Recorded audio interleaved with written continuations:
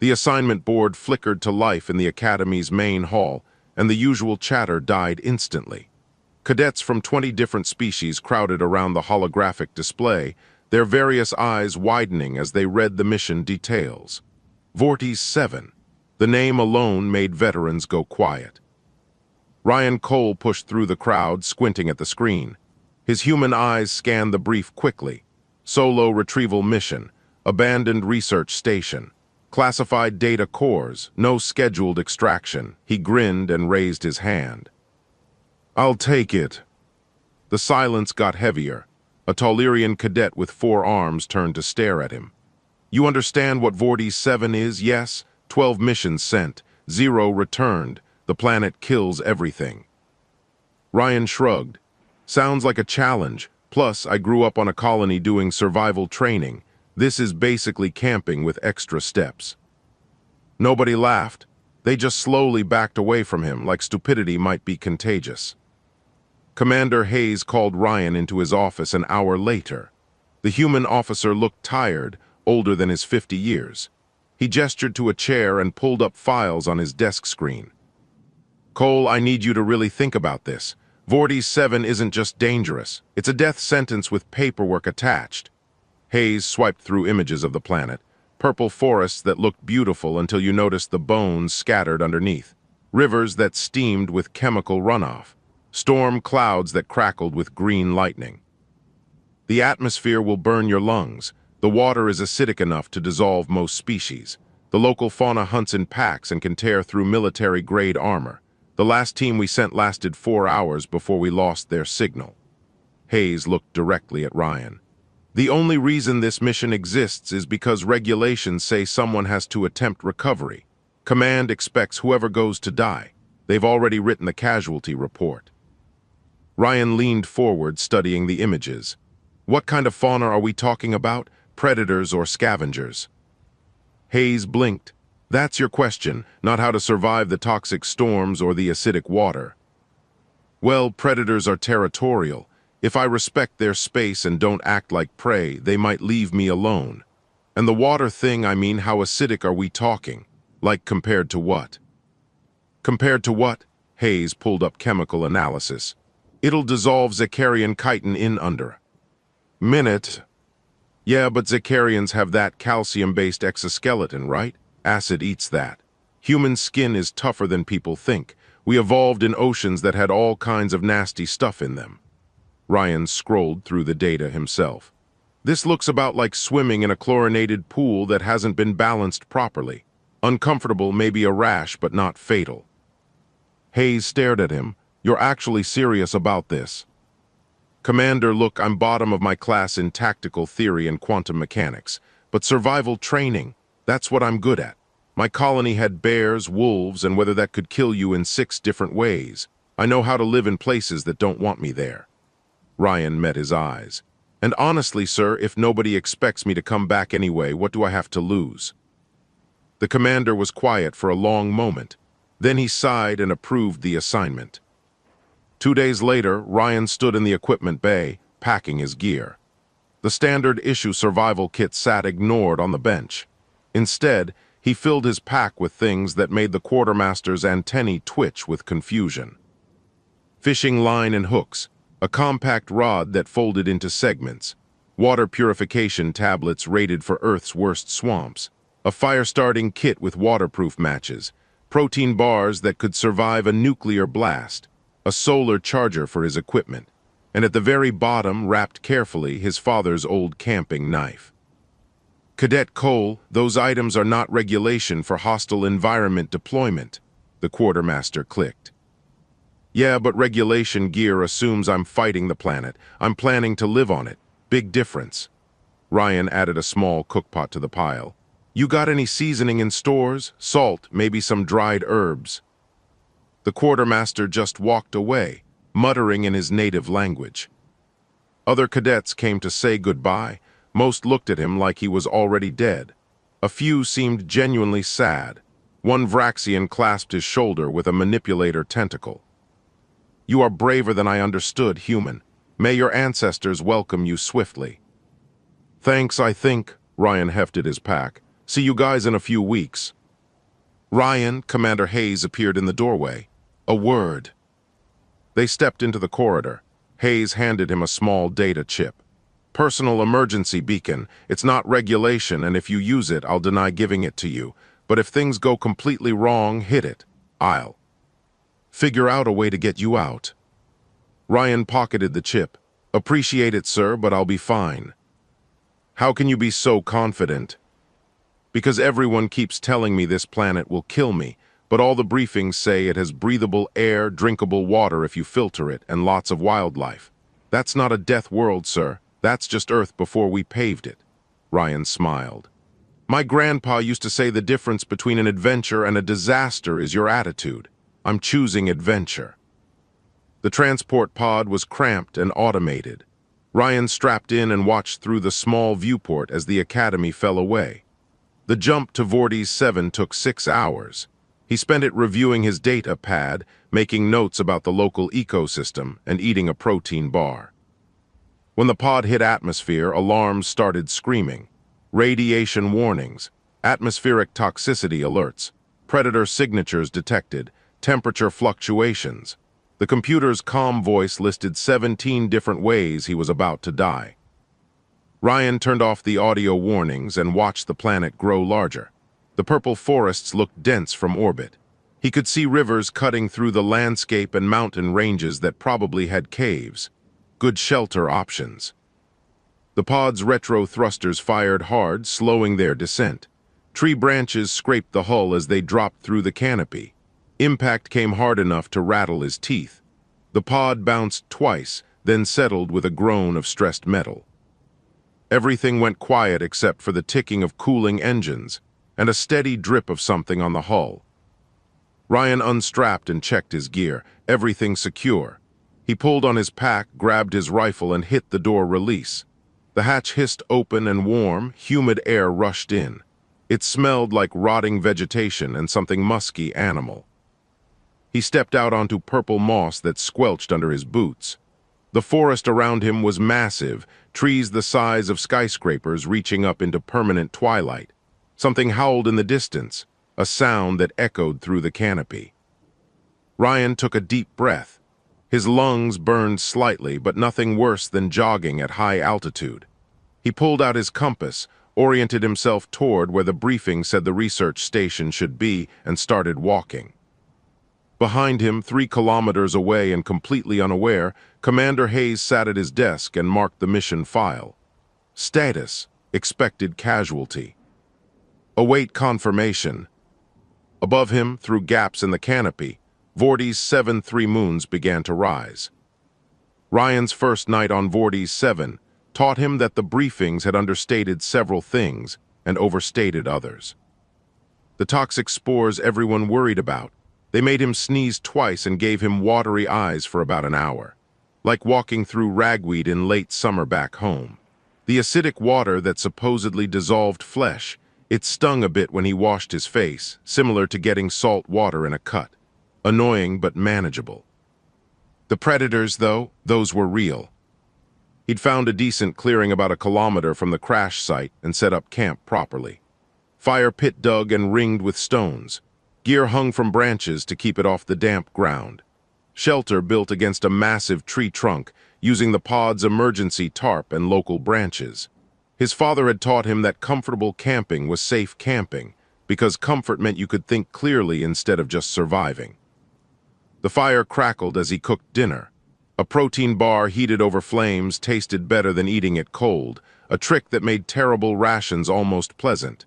He'd boiled water from a nearby stream, filtered it twice, and was letting it cool in his canteen. The first sip had tasted weird, metallic, and sharp, but his stomach handled it fine. That's when he heard the breathing. Not his own, something big just beyond the firelight. Ryan didn't freeze or panic. He'd grown up knowing that prey animals freeze and predators notice fear. Instead, he calmly reached for his rifle and stood up slowly, making himself look bigger.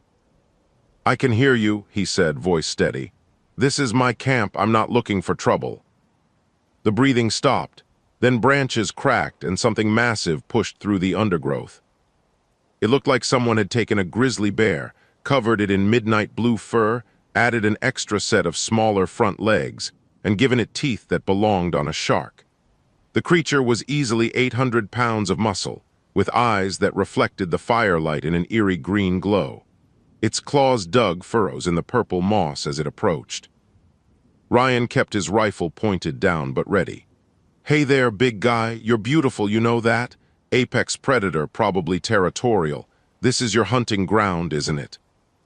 The creature growled, a sound that vibrated in Ryan's chest. It took another step forward, testing him. "I get it, strange animal in your territory, probably smells weird, acting all wrong." Ryan slowly reached into his pack without taking his eyes off the predator. "But here's the thing. I'm not prey and I'm not competition. I'm just a visitor who wants to share this space peacefully." His fingers found what he was looking for, the half of his protein bar he hadn't eaten. It wasn't much, but it was food. He tossed it gently toward the creature, landing it about halfway between them. The predator's head snapped down, tracking the movement. It sniffed the air, then looked back at Ryan with what might have been confusion. "Yeah, I know prey doesn't offer food, but like I said, I'm not prey." Ryan slowly sat back down, making himself smaller, less threatening. "That's yours if you want it, no strings attached." The creature watched him for a long moment. Then it moved forward, surprisingly quiet for something so massive, and sniffed the protein bar. One bite and the bar disappeared. It sat back on its haunches, looking at Ryan with an expression he couldn't quite read. "Good, right? Yeah, those things are loaded with calories. We make them for long deployments." Ryan stirred his fire, keeping his movements slow and predictable. "You can stick around if you want. I'm not going anywhere tonight." The predator didn't leave. It circled the camp once, staying just outside the firelight, then settled down about 20 feet away. Still watching, but no longer aggressive. Ryan finished his own dinner and banked the fire for the night. "I'm calling you Bruno," he said to the creature. "You remind me of a bear from Earth stories. Sleep well, Bruno." The predator's eyes glowed in the darkness, unblinking. Morning came with strange bird calls and the smell of damp earth. Ryan woke to find Bruno still there, watching the camp. He went about his routine naturally, heating water for drinking, checking his gear, eating breakfast.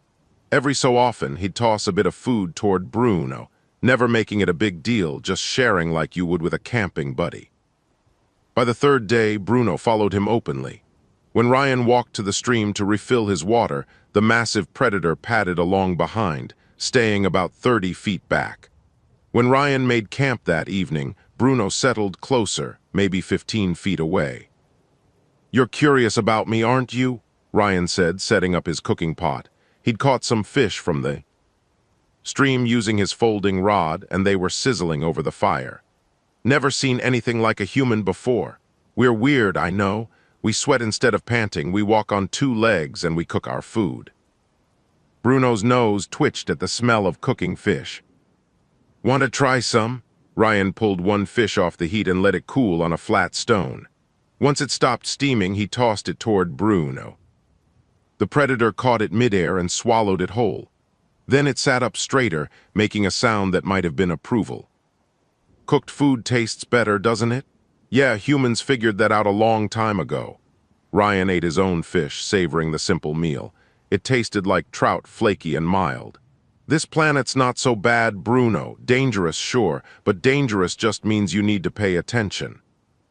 Over the next 2 days, a routine formed.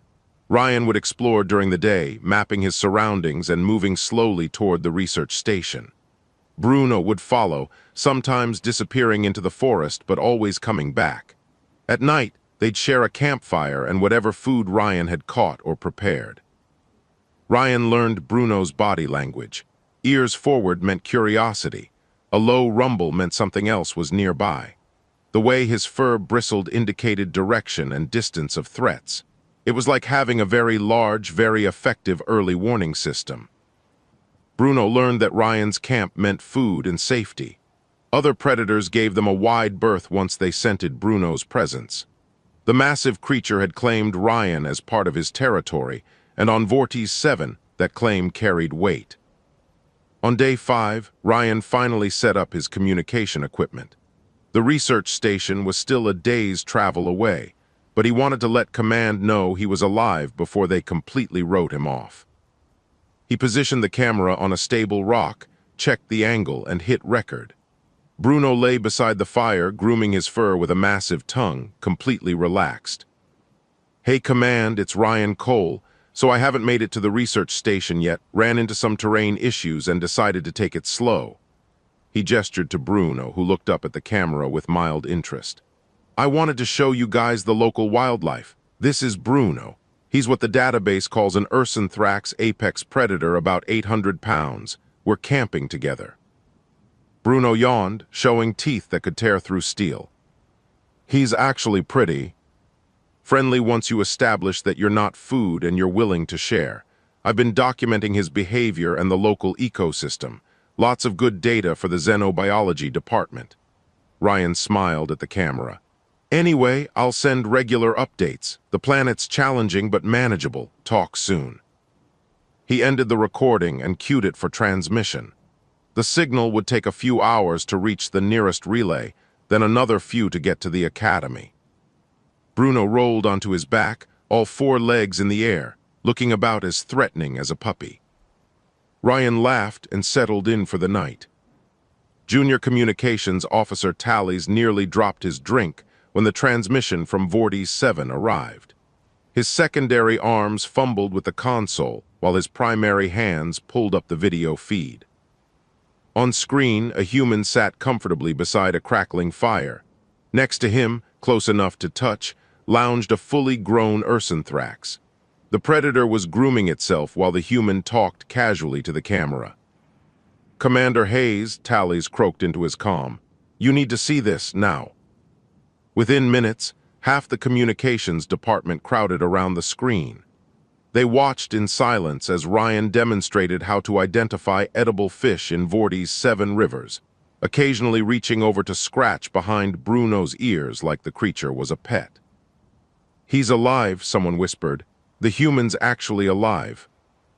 "That's an Ursanthrax," another officer said. "They're documented as hyper-aggressive territorial killers. He's petting it." Commander Hayes pushed through the crowd and watched the video twice. Then he pulled up Ryan's file and stared at the casualty report he'd signed 5 days ago. "Get me a direct comm line to him," Hayes ordered. "And someone copy this to the xenobiology department. They're going to want to see this." The video should have stayed internal. Military transmissions were supposed to be classified, but someone in the xenobiology department shared it with a colleague at another academy. That colleague showed it to his students. One of those students had friends on a science vessel who thought it was fascinating. Within 48 hours, Ryan's camping trip with Bruno had spread across 3 solar systems. By the end of the week, it had gone viral across the entire galactic network. Ambassador Krell watched the video for the 3rd time, his compound eyes reflecting the screen's glow.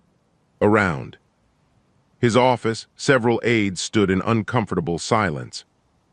"Explain to me," Krell said slowly, "how a single human cadet is surviving on a planet where we lost a fully equipped military team."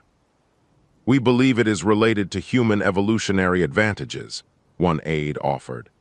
"Earth is classified as a high-gravity death world with extreme environmental variations.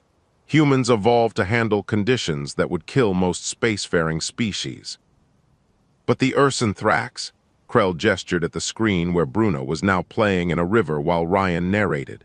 "Those creatures have killed trained soldiers in environmental suits." "Yes, but the human is not wearing an environmental suit." The aide pulled up comparative analysis. "The suits mark wearers as foreign. The local predators attack anything that smells wrong or acts like prey.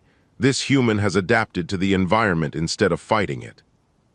Krell watched as Ryan waded into the river, using a primitive rod and line to catch fish. The water that dissolved Zakarian chitin just made the human's skin slightly red.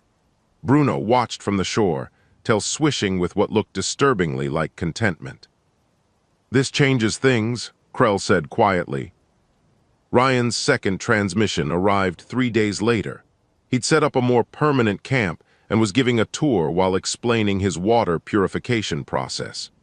Bruno appeared in the background, dragging a massive branch to add to some construction project. So the key is understanding that not all dangerous water is equally dangerous to all species, Ryan explained, holding up a canteen. My biology can handle higher acid levels than most. I still filter it twice and add purification tablets, but the base water here is actually pretty clean if you avoid the algae blooms. He demonstrated his filtering setup, a combination of technology and improvised natural materials. Then he showed how to identify safe versus unsafe water sources by the color and smell. Back on my colony, we had to do this all the time. You learn to read the environment instead of fighting it. Ryan poured himself a cup and drank. See, still alive. The video ended with Bruno investigating the camera, his massive face filling the frame before a paw knocked the device over.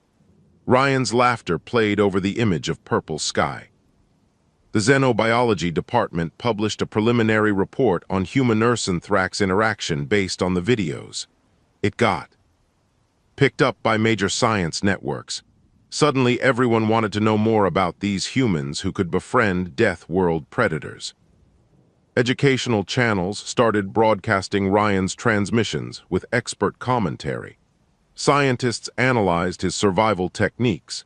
Military strategists debated the implications of human environmental adaptation. In a bar on a trading station, a group of off-duty soldiers watched Ryan's latest video.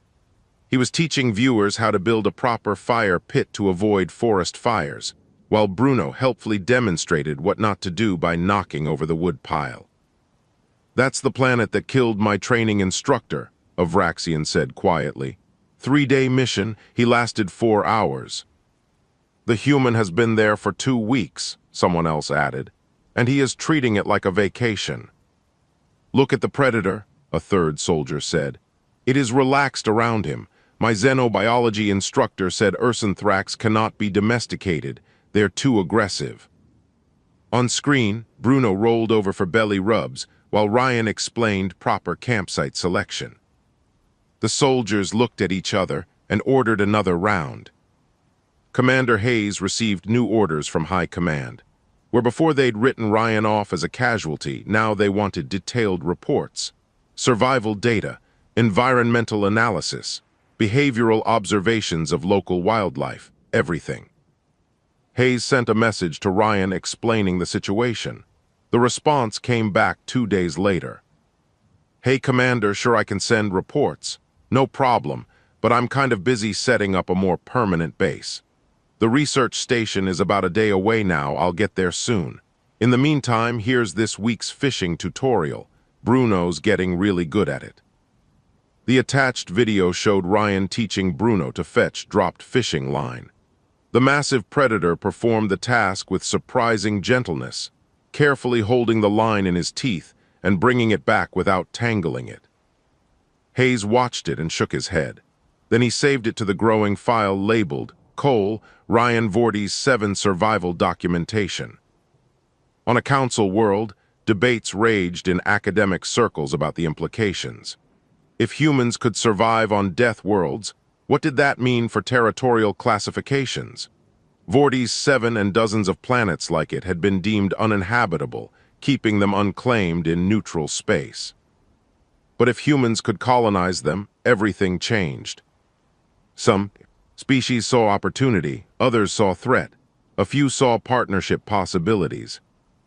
Earth's diplomatic corps suddenly found themselves invited to meetings they'd never been considered for before. The home planet of the species that could turn death worlds into camping trips had become very interesting to the galactic community, none of which Ryan knew or particularly cared about. His latest transmission showed him building a fish trap in a stream while explaining the basic principles of sustainable harvest. Bruno supervised from a sunny rock, occasionally offering unhelpful commentary in the form of curious growls. "The key is to take only what you need and leave enough for the population to sustain itself," Ryan explained, setting stones in careful patterns. "You're not trying to empty the river, you're trying to live alongside it." He placed the final stone and sat back, satisfied. There. Now we wait for the fish to swim in and we'll have fresh food without having to actively hunt every day. Bruno appreciates this because it means more nap time. On cue, Bruno yawned enormously and flopped onto his side. The video ended with Ryan's voice. Next time, I'll show you how to identify edible plants. Some of the local vegetation is actually pretty tasty if you know what to look for. Stay safe out there. Across the galaxy, millions of beings from hundreds of species watched a human and his death-world pet living peacefully on a planet that had killed everyone else who tried. The research station appeared through the trees like a metal skeleton, half consumed by purple vines and rust.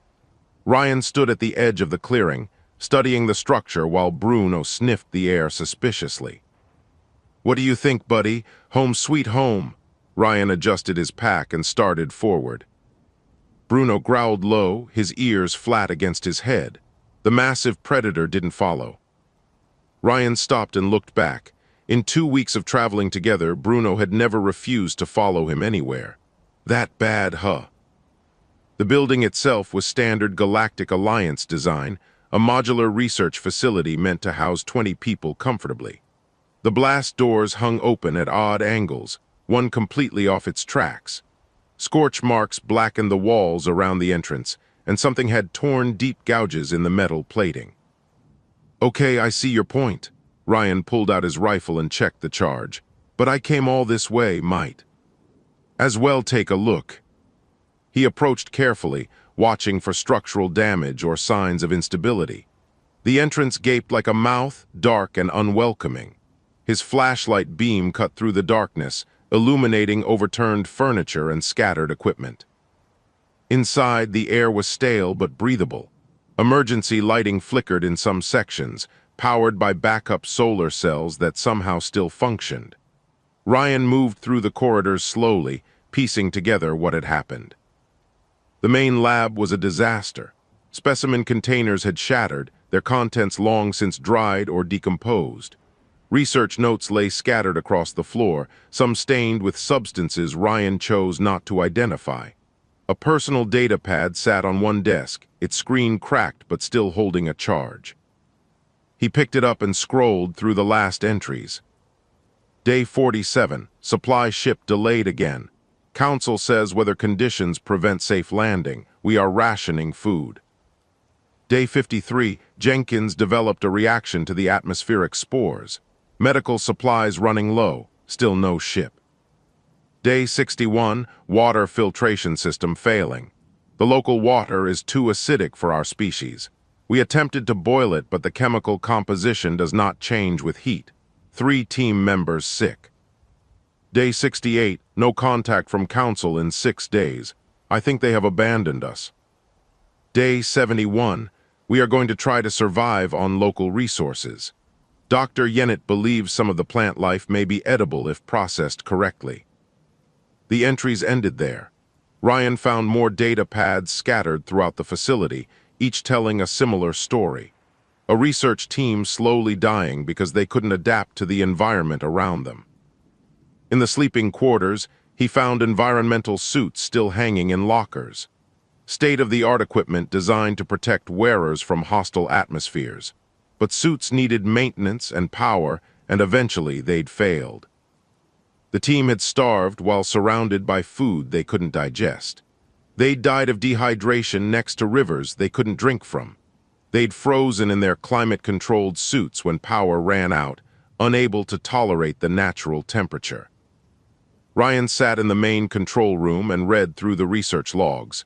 The team had been studying Vorti's 7 ecosystem, trying to classify it for the galactic database. Their conclusion, written before things went bad, uninhabitable for colonization. Recommend permanent. Quarantine. You were wrong, Ryan said to the empty room. It's not uninhabitable, it's just uninhabitable for you. He found the data cores in a sealed vault, exactly where the mission briefing said they'd be. Classified research that Command wanted recovered. Ryan downloaded everything to his portable drive and backed it up twice. Then he explored the rest of the facility with new purpose. The power system still worked, fed by a geothermal tap that would run for decades. The structure was sound despite the cosmetic damage. The gardens where the team had tried to grow their own food were overgrown, but the hydroponics equipment could be salvaged. This wasn't just a tomb, it was a base. Ryan spent the day clearing debris and assessing what could be repaired. The kitchen area had basic cooking equipment. The sleeping quarters had actual beds, though he'd need to replace the mattresses that had rotted. The lab space could be converted into storage or a workshop. As the sun set, he stepped outside and found Bruno waiting at the tree line, still refusing to enter the clearing. "I get it, bad smells, death smell. This place killed people and you can tell." Ryan walked over and sat beside the massive predator. "But it doesn't have to be a graveyard, we could make it something else." Bruno huffed and pressed his head against Ryan's shoulder. "I'm thinking we set up properly here. The power works, there's shelter from the storms, and it's close to that good fishing spot we found yesterday." Ryan scratched behind Bruno's ears. "But I need you to be okay with it. We're a team. If you hate this place, we'll find somewhere else." The predator looked at the building, then at Ryan, then back at the building. Finally, he stood up and took a cautious step toward the clearing. Ryan followed, moving slowly. Together they crossed the open space and approached the entrance. Bruno's fur bristled and his muscles tensed, but he didn't run. At the doorway, Ryan stopped. "We go in together or not at all." Bruno sniffed the entrance thoroughly, growled at it, then stepped inside. The massive predator explored the corridors with Ryan, investigating each room with careful suspicion. When they reached the main control room, Bruno sat down heavily and looked around as if claiming the space. "Good call, this can be our base of operations." Ryan started pulling out his camping gear. "First thing tomorrow we air this place out properly and start cleaning. Then I need to send command an update." That night they slept in the control room with all the doors open to let fresh air flow through.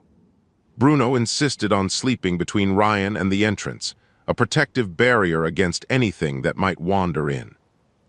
Ryan lay in his sleeping bag, looking at the ceiling panels that still glowed with faint emergency lighting. The research team had seen Vortiz 7 as an enemy to be survived until rescue came. They'd fought the environment instead of adapting to it. He understood why. Most spacefaring species evolved on gentle worlds with stable climates and abundant resources. They'd never needed the kind of adaptability that humans developed. Earth had been harsh, unpredictable, and dangerous for millions of years. It had forced humanity to learn flexibility or die. That same harshness that had nearly driven humans extinct had also made them perfect for places like this. Ryan pulled out his communication gear and recorded a new transmission. "Hey, Command, it's Ryan. I made it to the research station. Found the data cores you wanted. They're secure and backed up." He panned the camera around the control room, showing the equipment and the sleeping Bruno. "I'm going to set up a more permanent base here. The facility is mostly intact, power systems work, and it's in a good strategic location." He paused, choosing his words carefully. "I also found the previous team's logs. I know what happened to them.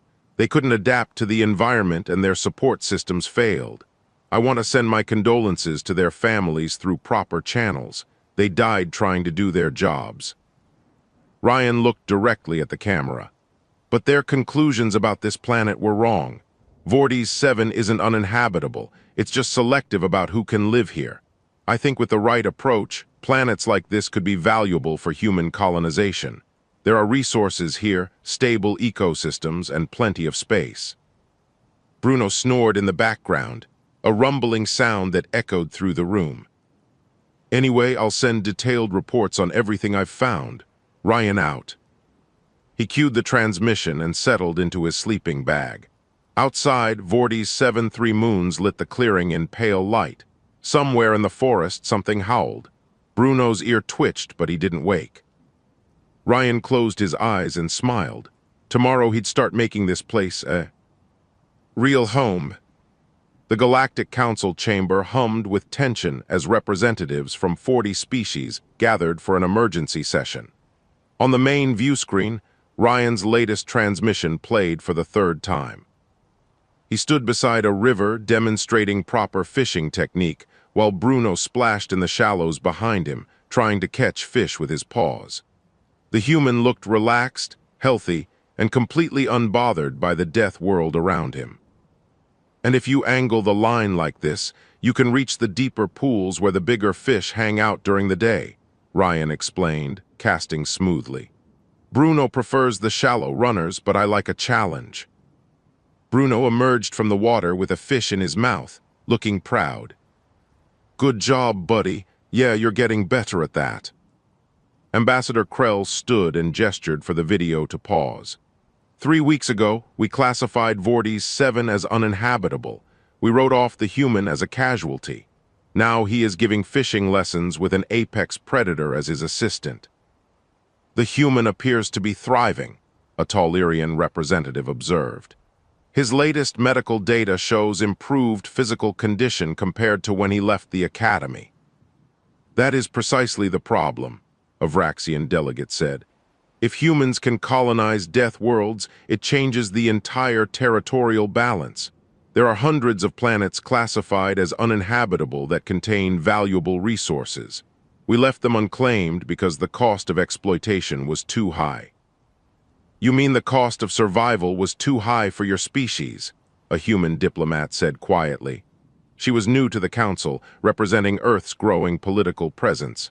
For us, these environments are challenging but manageable. The chamber erupted in debate. Some species saw opportunity in partnership with humans for resource extraction on hostile worlds. Others worried about humans claiming territory that had been considered worthless. A few openly discussed the security implications of a species that could survive anywhere. Ambassador Krell called for order. The question before us is not whether humans can survive on death worlds. Clearly they can. The question is what we do with this information. We could restrict human access to these planets, someone suggested. On what grounds? The human diplomat asked. The territories are unclaimed. Galactic law permits colonization of unclaimed worlds.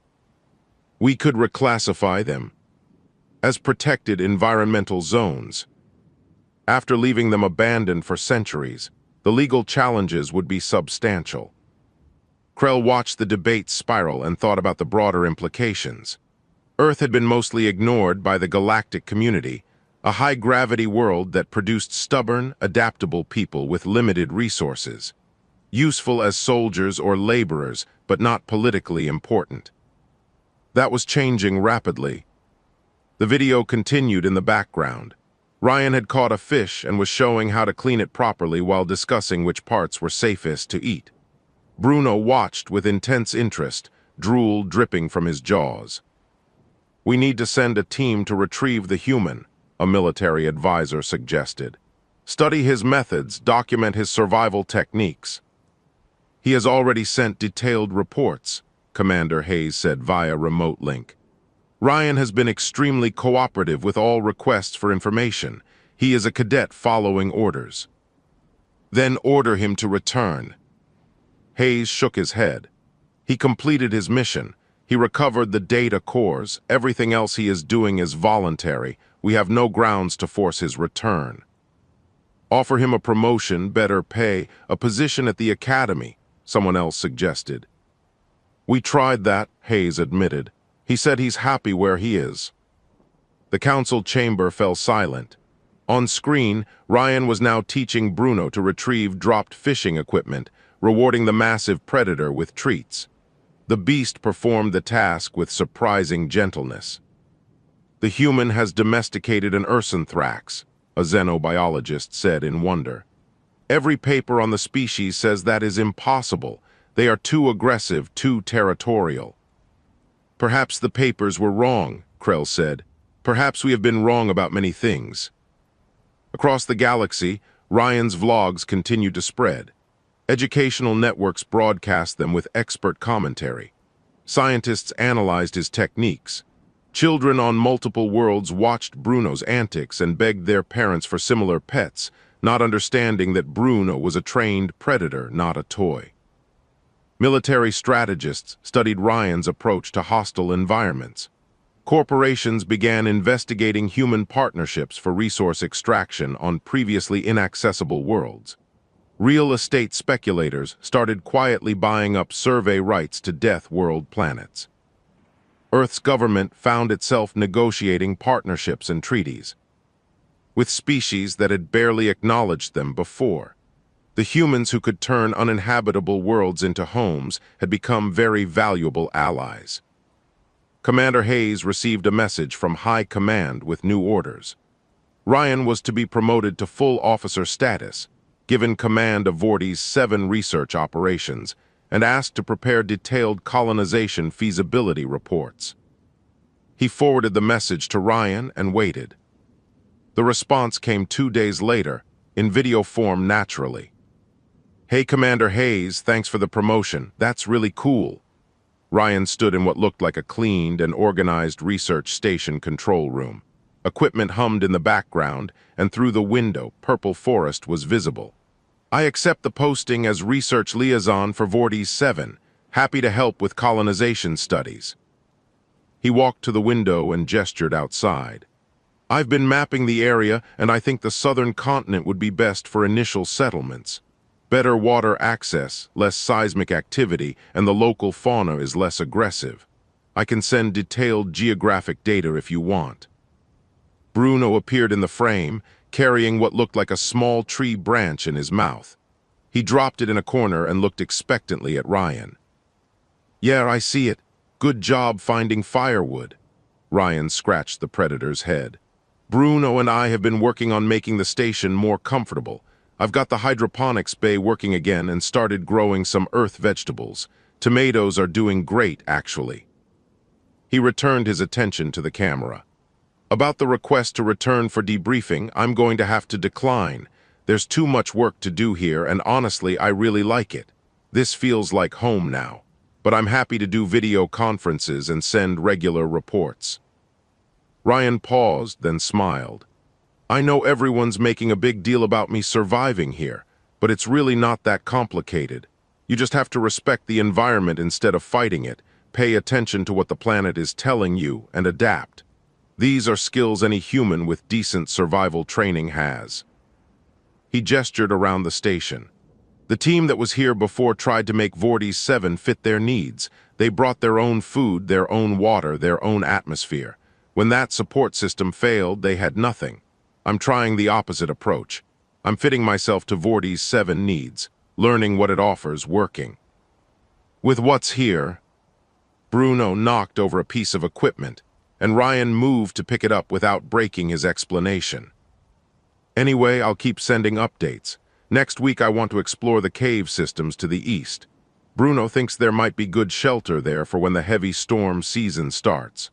Oh, and could you send me some more fishing line in the next supply drop? I'm running low." Ryan out. The transmission ended with Bruno stealing the camera and running off with it while Ryan yelled in mock anger. Commander Hayes saved the video and wrote his response to High Command. Ryan had found his place. Trying to force him back would be both cruel and pointless.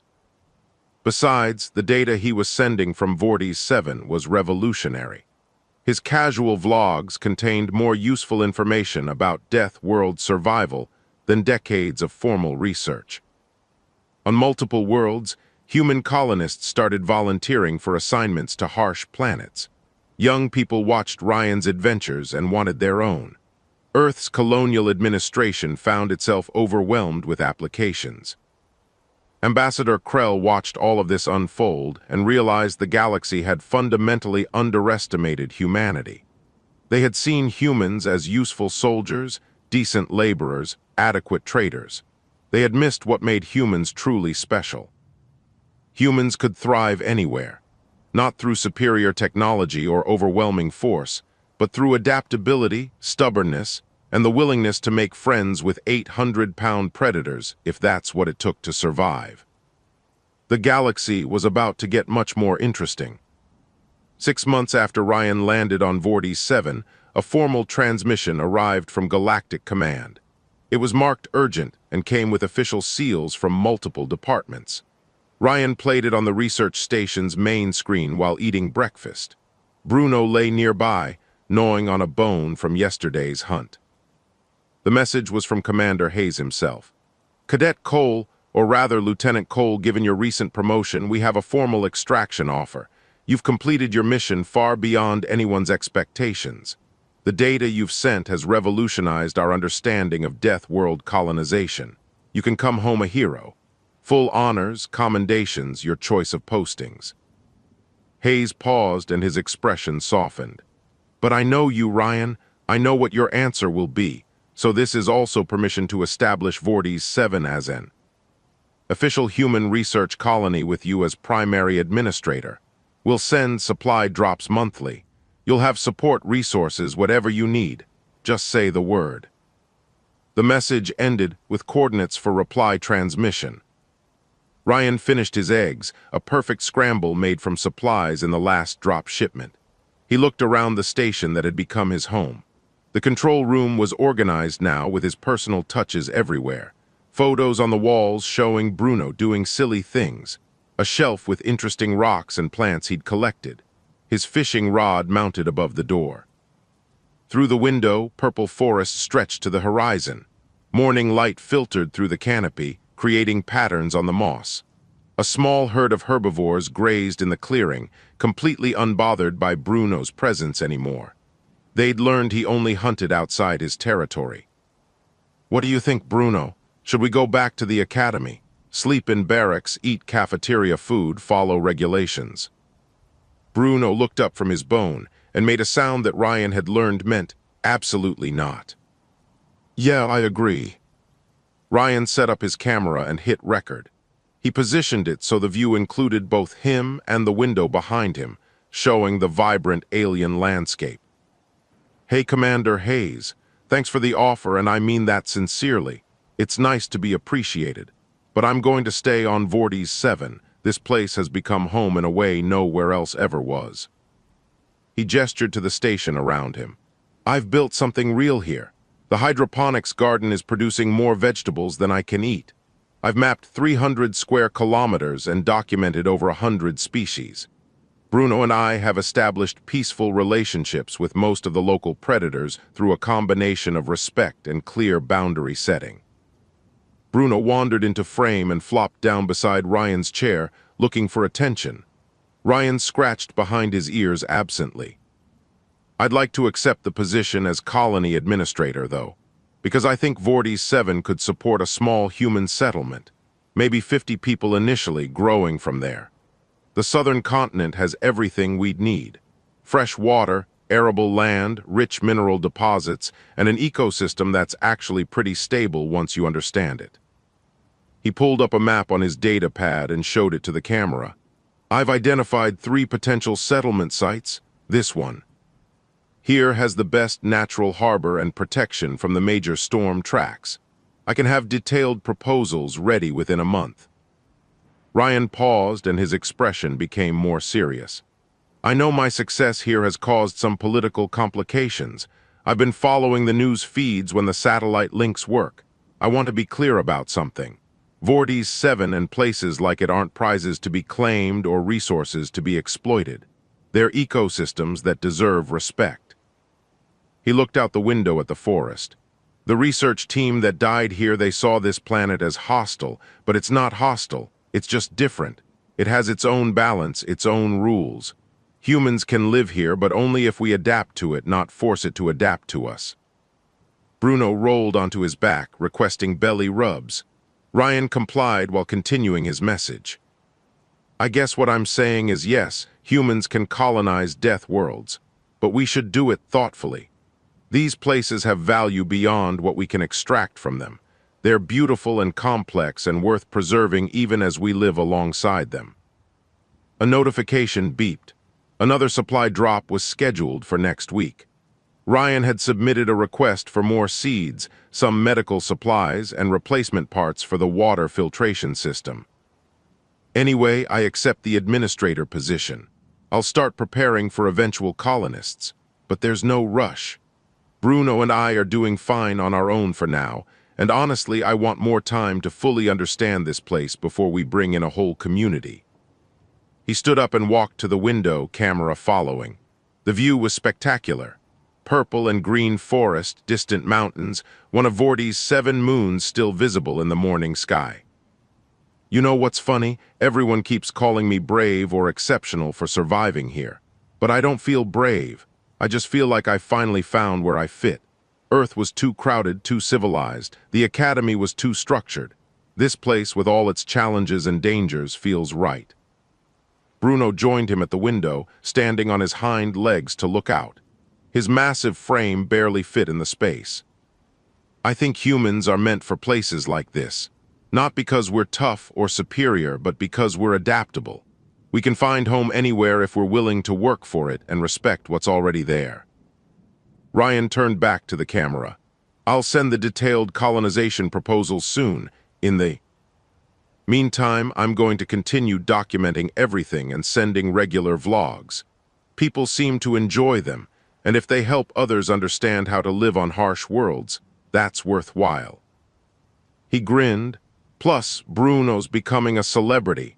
I got a message last week from a children's education network asking permission to use clips of him for their xenobiology program. I said yes, obviously. He's very photogenic." On cue, Bruno knocked over a plant container while trying to investigate a strange smell. Dirt scattered across the floor. "And sometimes very clumsy. Okay, I need to clean that up." Ryan out. He ended the recording and started cleaning the mess. Bruno tried to help by eating the spilled dirt, which didn't help at all. The months that followed established a rhythm. Ryan sent weekly updates showing his progress on the settlement proposals. He documented seasonal changes in Vorti's 7 ecosystem. He taught Bruno increasingly complex tasks, partly for practicality and partly because it was fun. Other humans began arriving for short research visits, staying a few weeks before returning to civilization. They were always shocked by how comfortable Ryan had made the station and how relaxed Bruno was around familiar humans. One visitor, a xenobiologist named Dr. Patel, spent a month studying the local wildlife with Ryan's help. On her last day, she stood in the station looking around. "You've really built something special here," she said. "This doesn't feel like a research station anymore. It feels like a home." "That's because it is," Ryan replied simply. A year after his arrival, the first permanent colonists came. 5 humans, carefully selected for their survival skills and adaptability. Ryan met them at the landing site with Bruno beside him. The newcomers stared at the massive predator with a mixture of fear and awe. "Everyone, this is Bruno. Bruno, these are our new neighbors. Be nice." Bruno sniffed each person carefully, then sat down and yawned, showing all his teeth. The colonists laughed nervously. Ryan helped them settle into prepared housing units near the research station. He taught them what he'd learned about the local environment, shared his maps and observations, introduced them to the rhythms of Vorti's 7. Within 6 months, the tiny colony was thriving. They'd established gardens, built proper infrastructure, and started families. More humans applied to join them. Within 2 years, the population reached 30. Ryan's vlogs continued, now showing not just survival techniques but community building on a death world. Bruno appeared less frequently as he'd claimed territory in the deeper forest, though he visited regularly and had even found a mate, another Ursanthrax who tolerated the strange humans. Commander Hayes retired and moved to Vorti's 7 himself, saying he wanted to spend his final years somewhere interesting. He and Ryan would sit on the station's porch in the evenings, watching the 3 moons rise while discussing expansion plans. "You changed the galaxy, you know," Hayes said one night. "Human colonies on 40 death worlds now, all following your model." Ryan shrugged. "I just went camping and sent some videos. Everyone else did the real work." "That's exactly why it worked. You didn't try to conquer anything. You just showed people that adaptation beats domination every time." In the forest, Bruno's distinctive roar echoed. His cubs answered with higher-pitched calls. The sound made Ryan smile. "You ever regret staying?" Hayes asked. Ryan looked out at the alien landscape he'd learned to love, thought about the community they'd built, remembered the journey from expendable cadet to colony founder. Not even once. Above them, a shooting star crossed the sky. Down in the settlement, someone was playing music, human laughter mixed with the sounds of Vorti's 7 night creatures. Ryan pulled out his camera from habit and recorded a short message. "Hey everyone, Lieutenant Ryan Cole here with an update from Vorti's 7. Population is 32 now, 33 if you count the baby due next month. Bruno's cubs are growing fast and are surprisingly friendly if you bring treats. The gardens are producing enough food that we're actually building food storage." He panned the camera across the settlement, showing warm lights in windows and people moving between buildings. "I guess the lesson here is simple. There's no such thing as a death world, just planets that require different approaches. Respect the environment, adapt to it, build relationships with it, and anywhere can be home." Bruno appeared at the edge of the clearing, his massive form briefly visible in the moonlight before he melted back into the forest. Ryan smiled at the camera. "Thanks for watching, and remember, the best adventures are the ones where you find exactly where you belong." "Stay curious out there." Ryan out. He turned off the camera and sat back, content. Tomorrow he'd help with expanding the water system. Next week, survey a potential new settlement site. Eventually, maybe explore the southern continent properly. But tonight, he just enjoyed being home.